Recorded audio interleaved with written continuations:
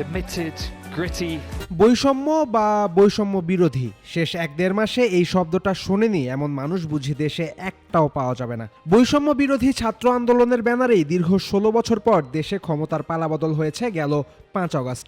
সব মিলিয়ে দেশ যখন অস্থির তখনই বাংলাদেশ দল পাকিস্তানে গেছিল 2 ম্যাচের টেস্ট সিরিজ খেলতে।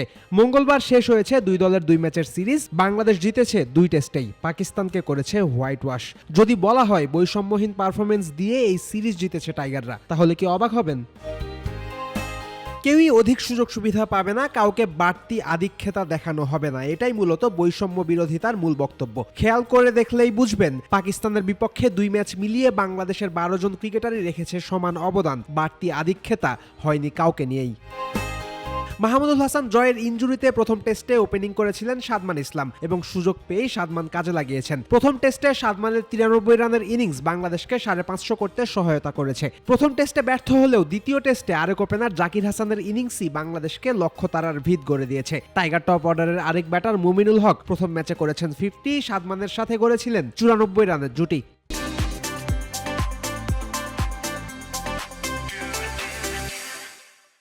বাংলাদেশ দলের স্তম্ভগুলোর মধ্যে একটা মুশফিকুর রহিম এই সফরে নিজের দায়িত্বটা পালন করেছেন ঠিকঠাকভাবে। অল্পের জন্য চতুর্থ ডাবল সেঞ্চুরি মিস করলেও প্রথম টেস্টে 191 রান করে প্লেয়ার অব দ্য ম্যাচ হয়েছেন মুশফিক। দ্বিতীয় ম্যাচেও দলকে জিতিয়ে উঠেছেন এই ব্যাটার। দ্বিতীয় টেস্টের player of the match Liton Das 2 ম্যাচেই ব্যাট হাতে খেলার মোড় ঘুরিয়ে দিয়েছেন। এছাড়াও এই সিরিজে মোট 14টা ক্যাচ এবং স্ট্যাম্পিং এ ভূমিকা রেখেছেন লিটন দাস, গড়েছেন নতুন একটা record. Player of the series Mehedi Hasan Miraz কি করেছেন পাকিস্তানের বিপক্ষে তা জানা সবারই। এই সিরিজে জাত অলরাউন্ডার হিসেবে আত্মপ্রকাশ হয়েছে মিরাজের।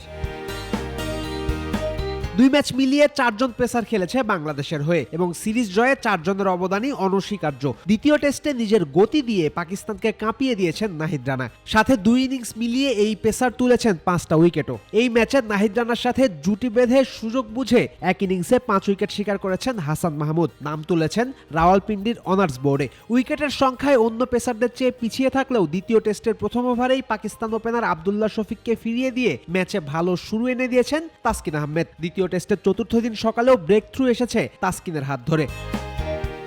এদিকে দ্বিতীয় টেস্টে না খেললেও প্রথম টেস্টে 3 উইকেট নিয়েছিলেন শরীফুল ইসলাম। ওই টেস্টে 2 ইনিংসেই পাকিস্তান টপ অর্ডারকে প্যাভিলিয়নের রাস্তা দেখানোর ক্রেডিট পাবেন এই বাঁহাতি পেসার। বড় কোনো দলের বিপক্ষে ম্যাচ অথবা সিরিজ জিততে বাংলাদেশ দল সাকিব আল হাসানের দিকে তাকিয়ে থেকেছে, এমনটা হয়েছে বহুবার বহু বছর ধরে। সাকিবও পারফর্ম করেছেন বেশিরভাগ সময়। পাকিস্তানের বিপক্ষে এই সিরিজে সাকিব অতিমানবীয় কিছু করতে পারেননি ঠিকই, কিন্তু প্রথম টেস্টে দ্বিতীয় ইনিংসে সাকিবের নেওয়া 3 উইকেট ছিল অমূল্য। একই রকম প্রাইসলেস ক্যাপ্টেন্সি করেছেন বাংলাদেশ অধিনায়ক নাজমুল হোসেন শান্ত। দলকে উজ্জীবিত করা থেকে শুরু করে ফিল্ড সেটিং কিংবা বোলিং চেঞ্জ সবেতেই শান্ত ছিলেন সেরা, তাতে নাই কোনো সন্দেহ।